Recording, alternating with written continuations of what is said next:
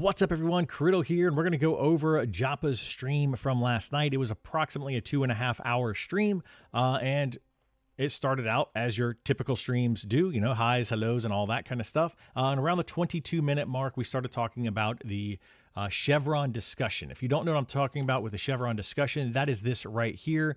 So over on the Discord channel under general feedback, there is a post called Petition to Remove Chevron Group Mobs from Pantheon. This was posted by Trexid.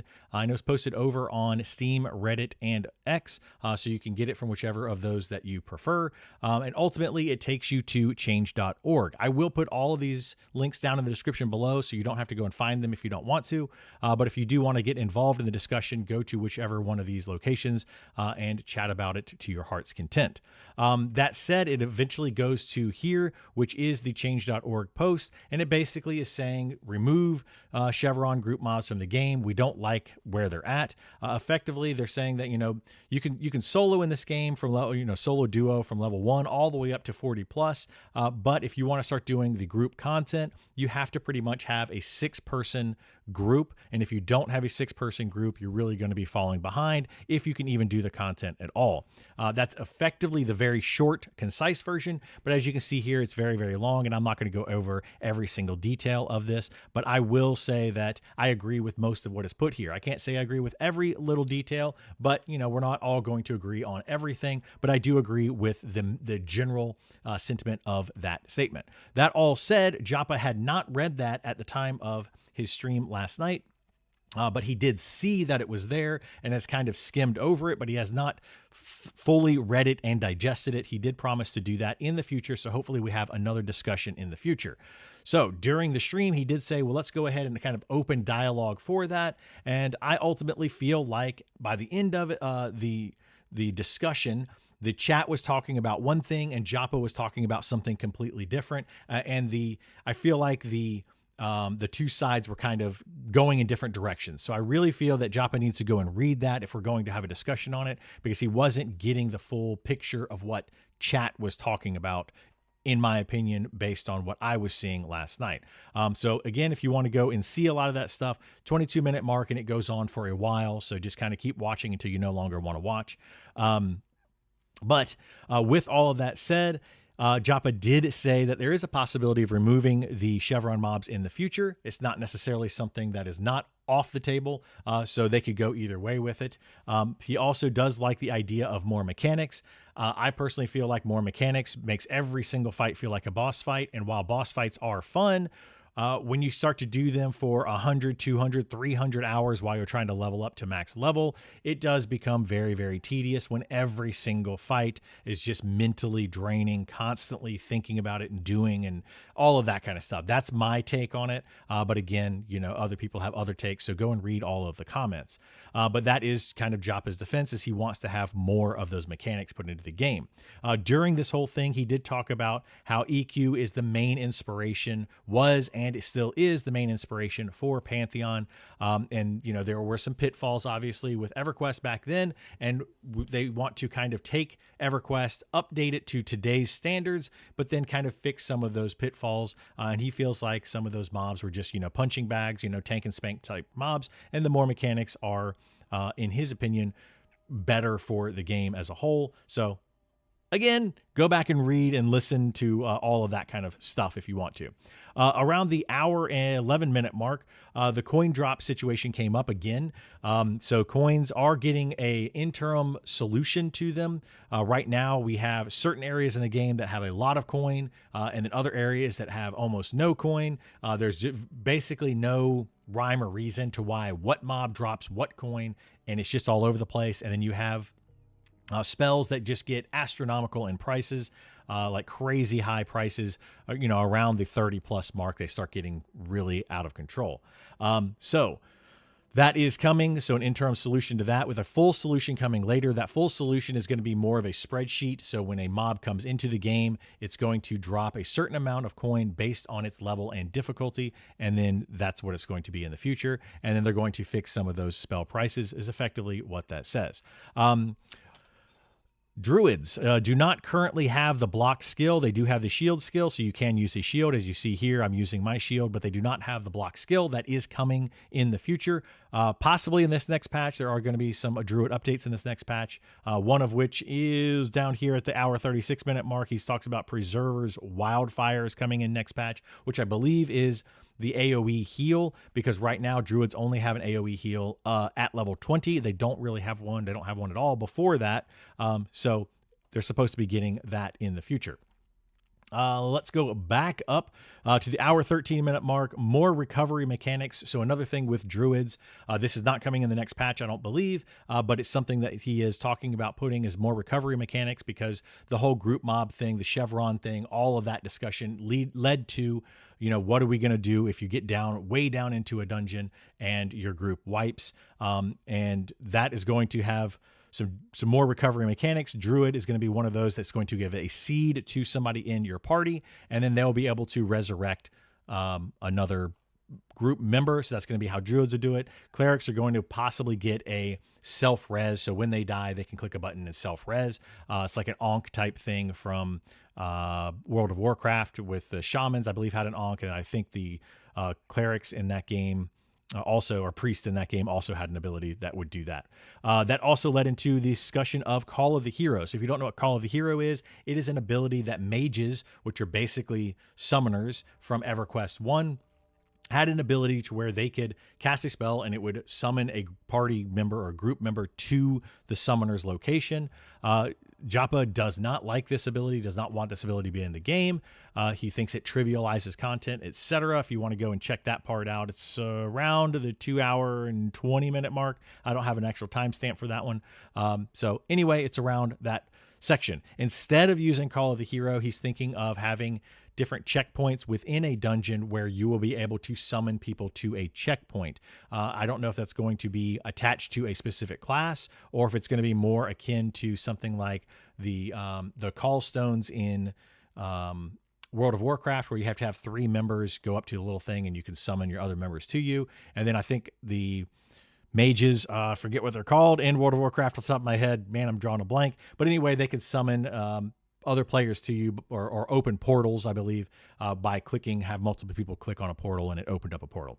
So it might be something akin to that, where you have 1 or 2 or 3 players that are able to summon the rest of the party to that safe room.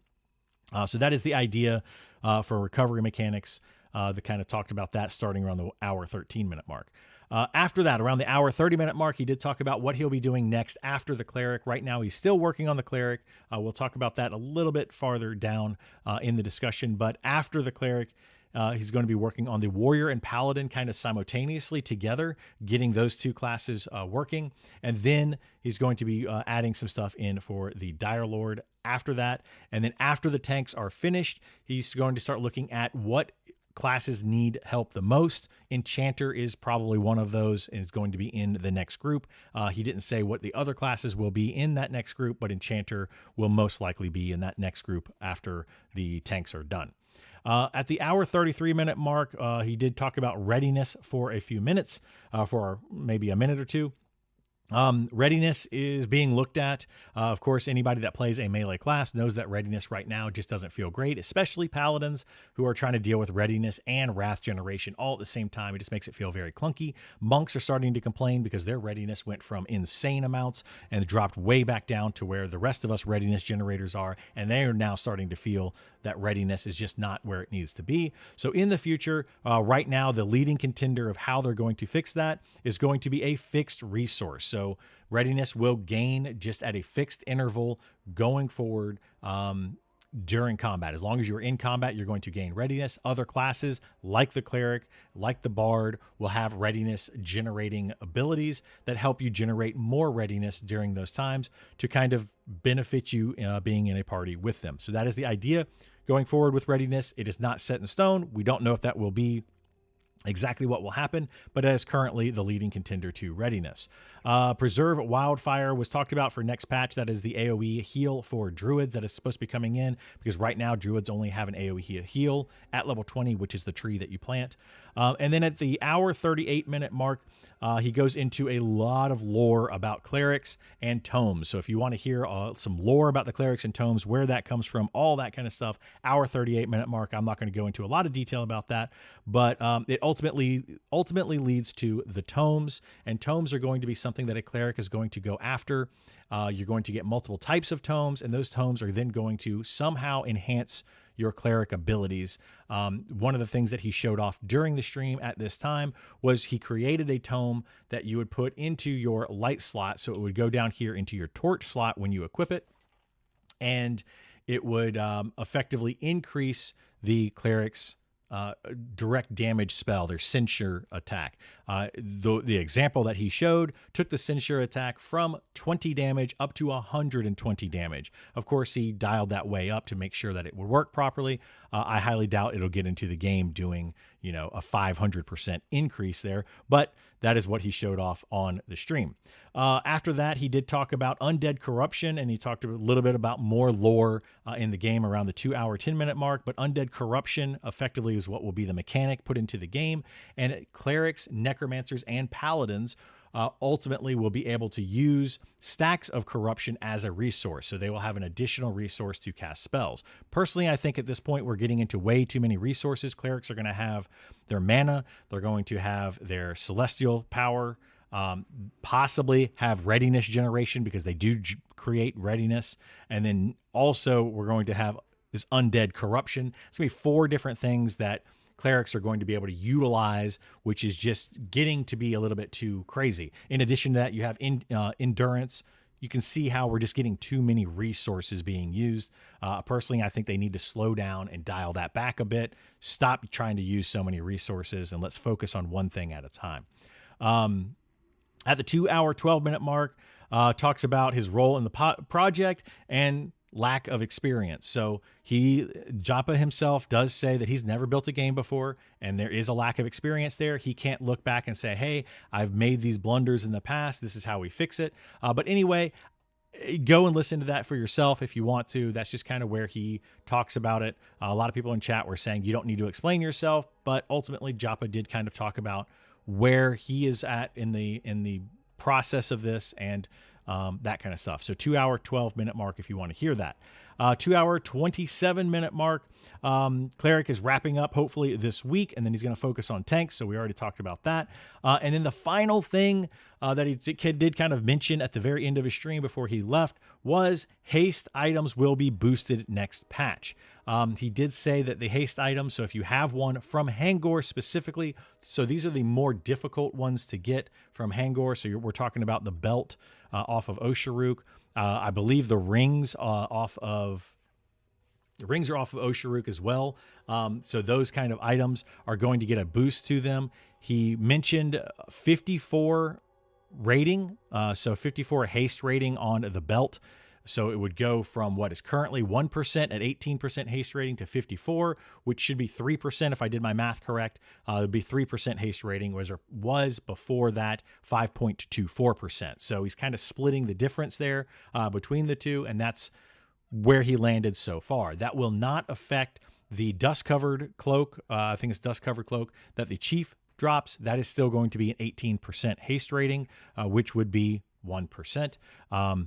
Personally, I feel like, that's still way too low on haste rating. He talked about it a little bit more, saying that haste is super powerful.